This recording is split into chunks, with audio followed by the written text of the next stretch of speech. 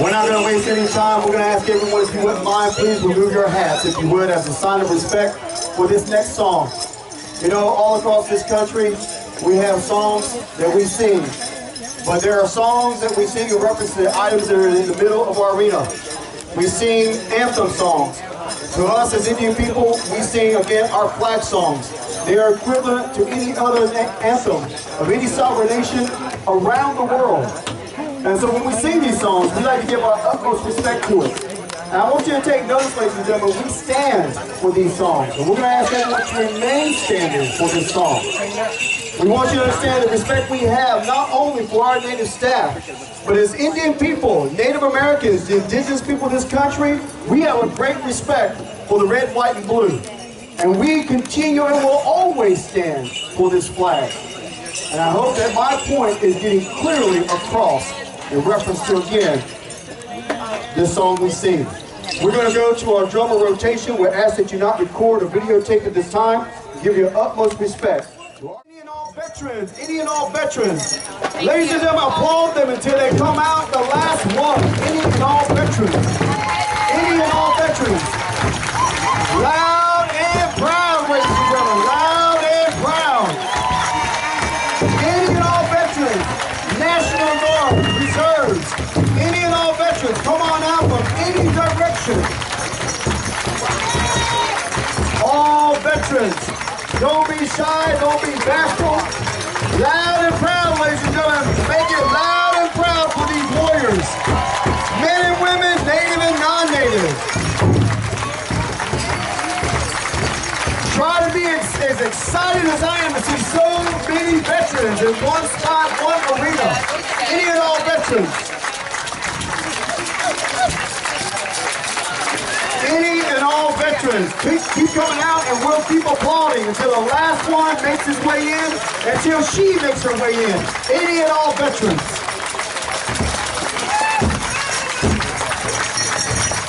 Got another one coming in here from the left.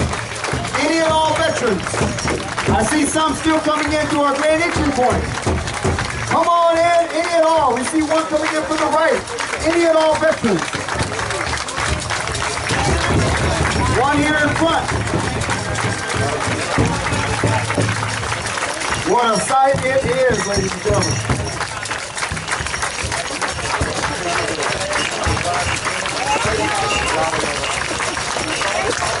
You're wondering, perhaps, ladies and gentlemen, why, again, one flag remains.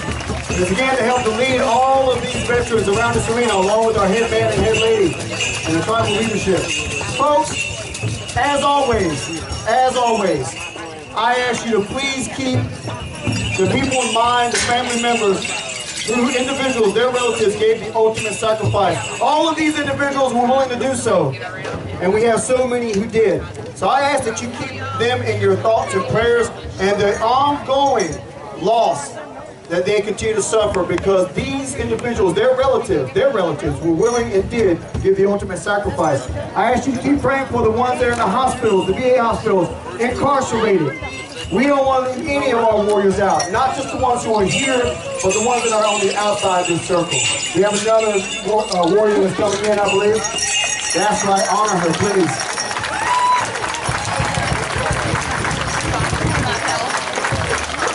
So we're going to ask Stony Creek, as we know you will, give us a great song to honor all of these warriors at this time.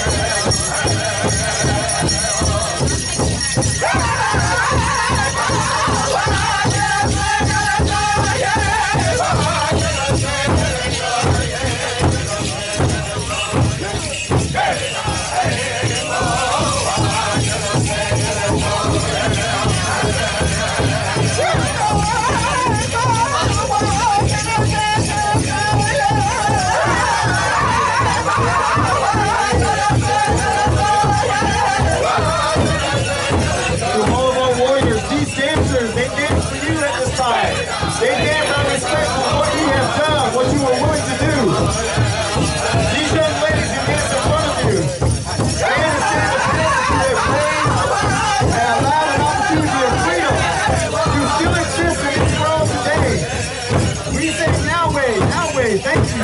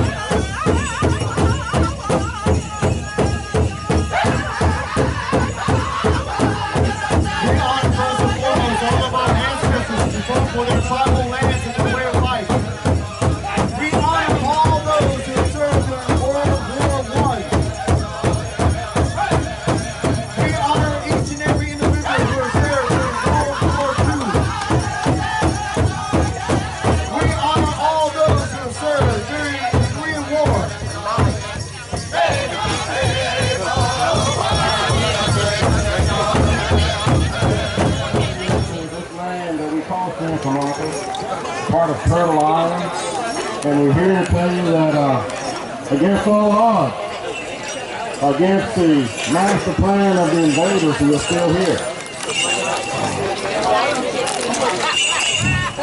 We challenge you to research history. The Virginia Department of Education has let us down for 410 years, and they're working to peel back those covers that have held our history hostage for so long. And the way you do it is to engage you, members of the public, to inquire and implore our leaders to do the right thing. For 410 years, the Indian history has been held hostage, and for just shy of 400 years, the history of those first Africans who came in 1619, that history has been held hostage too. So, to be an informed citizenry, we need to know our history.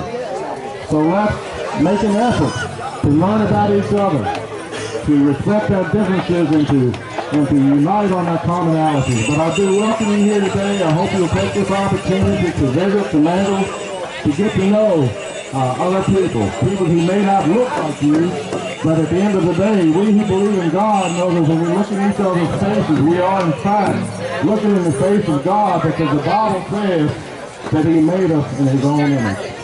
So at this time, I will turn the mic over to the Chief of the Upper Mattaponi, Frank Adams.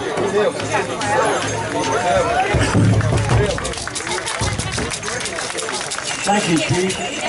Thank you for inviting me and my tribe to this powwow. I just feel the love when I walk in here. I feel the spirit and the circle.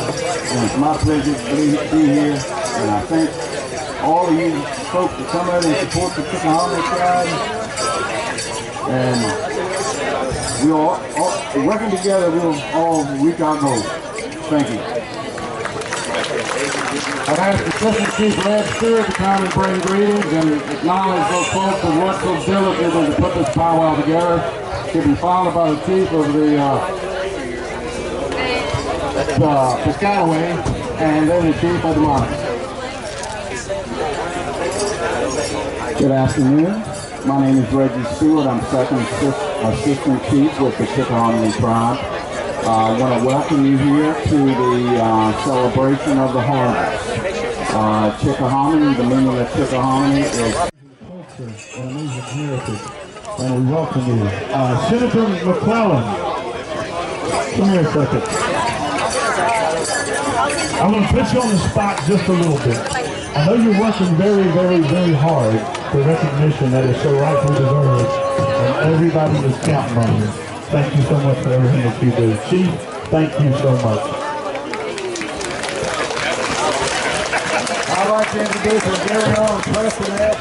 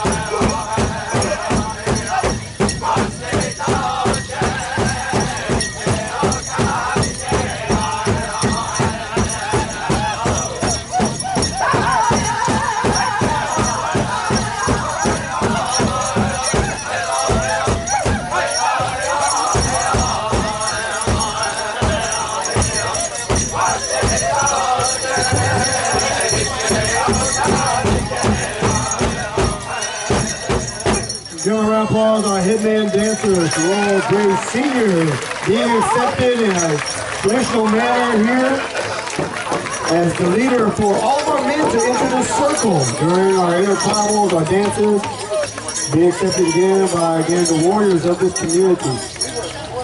Before we have our next amenity to occur here amongst our celebration, I do have an announcement I need to make. I want to ask just one more.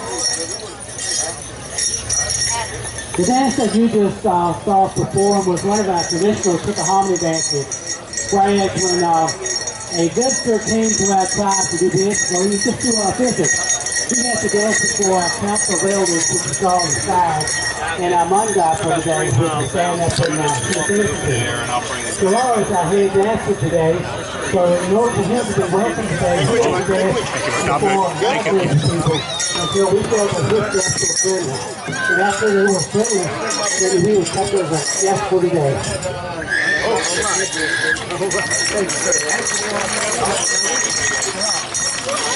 Before our next amenity here in reference to the royalty of the Chickahominy people, I want to ask again, this area here is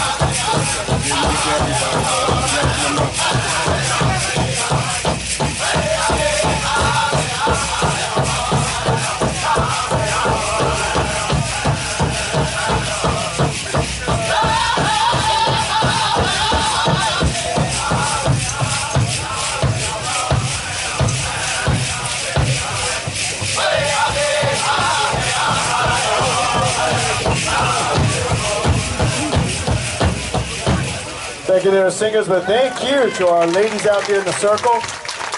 Make sure that you get something to drink. Stay hydrated, ladies.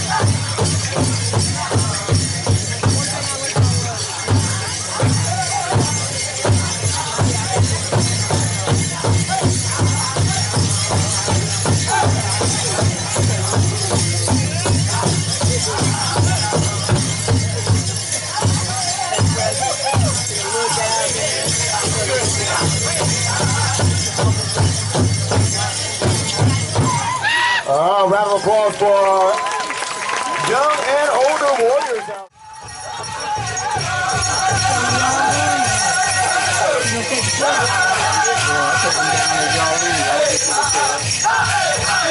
You get up and go, I'll take the hit.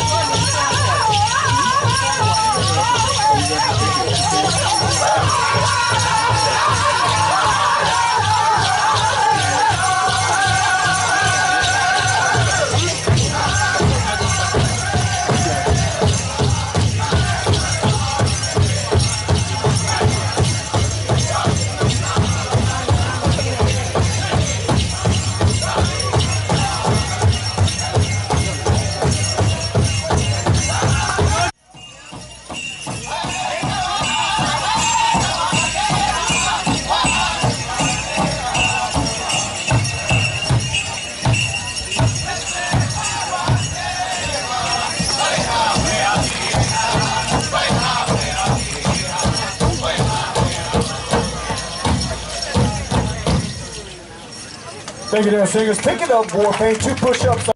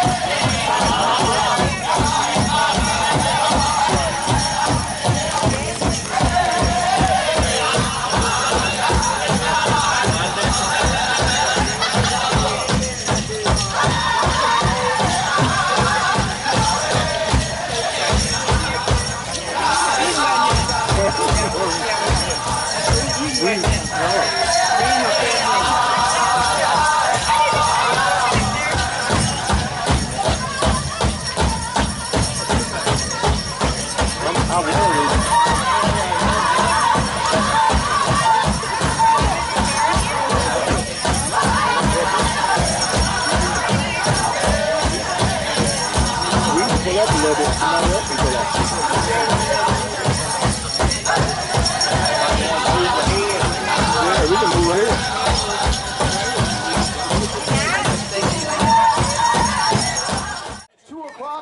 getting ready to go back into some dancing at 2:05. And I want you to meet him personally. No, I know. But I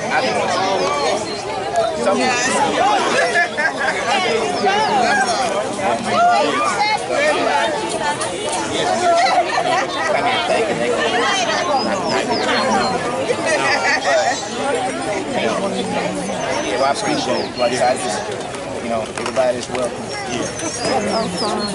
Yeah, we come to the Academy. Yeah, I told you that we were coming. Some of the dancing form that you've seen on video. What is your title? My name's Sherrod Graham, Piscataway tribe. I'm a Northern traditional dancer here at the Chickahominy Pow Wow. You're going to see a lot of different styles of dancing of men and women. Women's Southern, women's fancy, women's jingle, men's traditional, men's fancy, and men's grass. Those are typical dances that you see at today's powwows, and I hope you guys enjoy. Alright, yeah, so usually it's called regalia, mostly because costume is something you wear when you dress up to be something you're not, or somebody you aren't. And regalia is something you wear for fancy events, your Sunday best, that sort of thing. And so the particular style that you'll see is considered one of the older styles. This is actually a type of war club. So something that the men would carry, and there's whole lots of different varieties of them. Yeah, so this is just a ball-headed knot and tree limb, fire hardened and back set with a stone blade. So it can be used forward, lethally, backwards. So, but yeah, something the men would carry, and they all vary person to person back in the day. Especially throughout the southeast, you'll find wooden versions with stone points and antler blades and things like that. But yeah, what we do is you'll see a lot of the men with shields and things, and they'll be going through the movements of blocking and swinging. Occasionally you'll see knives and things as well, because it comes from the old war dances, which is where Eastern war comes from. Yeah. And we're cooking out too. Look, take a look there. You have to ask that man about the cooking. I'm just a guest. Yeah, throwing down. And here's the chef. Yeah, I came out yesterday and got everything set up for my family and friends. And I do have native blood. I have native ancestry, but I don't do the dancing like Russell here does. I come out and enjoy the fellowship and do the cooking and feed them when they finish with their dancing, because they need it. They need the nourishment. So. And what's your name? I'm T.C. Hobbs. Okay. And I cook the old-fashioned way, as you can tell. I can show you. I've got my pots here. I've got my chicken on the rotisserie, of course, and I've got mixed greens and potatoes down here, and I've got baked beans over here,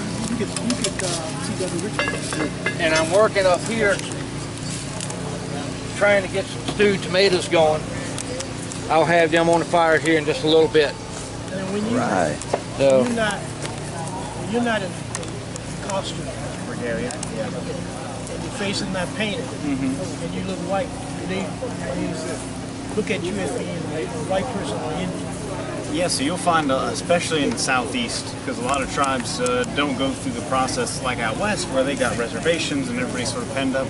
So you'll find a lot of tribes, Virginia and throughout the southeast, are pretty well mixed European and African ancestry now. And so that's something that that you'll see people, native people today, struggle with. There are people, friends of mine, who people just judge them and they're like, oh, you're black, you're not native. Or people who they're like, oh, you're white, you can't be native. Native is like Navajo, and they're short and dark, and the dark hair and the real dark eyes. But I'll have to tell people, just like North America and Europe and Africa are no different. Italian people and people who live in the far north in Russia don't look the same, but they're both considered white. So Yeah, there's So a most range of consider people you- and mixture and all Most that. of them consider you white, or they consider you an Indian. Can they tell the difference? I say Or they more just don't often, bring it up? Either it doesn't get brought up. Other people who are mixed native, we tend to recognize each other because you're looking for certain things you recognize. But yeah, for the most part, yeah, it's more often than not I get recognized as being white because I mean more than native I am. Let me say this to you. As long as you keep getting away with it, use it. But know who you are. Yeah. But here's the important thing, okay? I was a Cub Scout leader for years and years and years. And here's what I told my young Cub Scouts, because I had all nationalities. If everyone were to prick their finger and squeeze it, a liquid comes out. What color is that liquid? There you go. If you were to take the skin off of everyone, the different nationalities, the muscle tone and the flesh Everything the same. looks the same. The bone color is the same. The eye around your eyes is all the same. The only difference is that skin tone because of the pigmentation of your skin. And you know what's better than that? They can take one part out you and put it in another bag. It doesn't make Yes, no you're difference. exactly right. But the And it'll moral work. behind that story to my young Cub Scouts is we're all family. We're all the same. Please carry that with you throughout life. You know, that's what I try to instill in my young Cub Scouts. And I like to believe, I like to try and believe in my mind that it stuck with some of them. I do a show on CW Richmond called the Famous Brand TV Show. We come on every Sunday at 2 o'clock and every Monday morning at 5 o'clock. Oh, wow. And I want you to talk to that camera and tell them about this wonderful organization you have there in Charles City. We're actually representing Twin Rivers Incorporated. We're a community action agency that serves the citizens of New Kent, Charles City, King William, King Queen, Westport, and we also have an office out in Fredericksburg.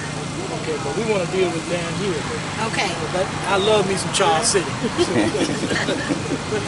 New Kent That's too. good to know. I'm from Charles City. Yeah. But let's talk about a few of the things that you do for an individual that will come to your organization. Okay, we work with victims of domestic violence and sexual assault. We provide advocacy and counseling to any individual that has experienced any of that in these communities. And we also have what we call a Healthy Families Program, and it's a home visiting program that works with prenatal and new moms. We work with the family as a whole, and we serve those families up until the child enters school. Okay, that's good. You know, we use a PAC curriculum, which is an evidence-based curriculum, and our program is evidence-based. And we've been successful since 1998 in providing home visiting services to families with young children. Okay. All right, you're watching the family.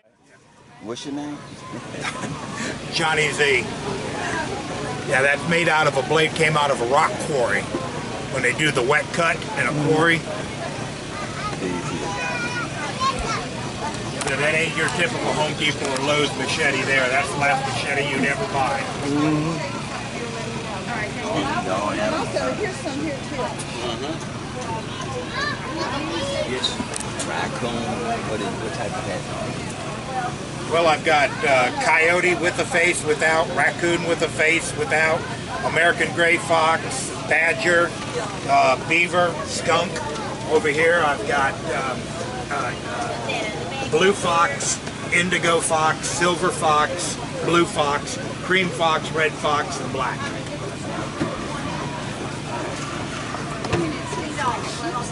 Those are the real deals. Those are handmade. Now he has some here.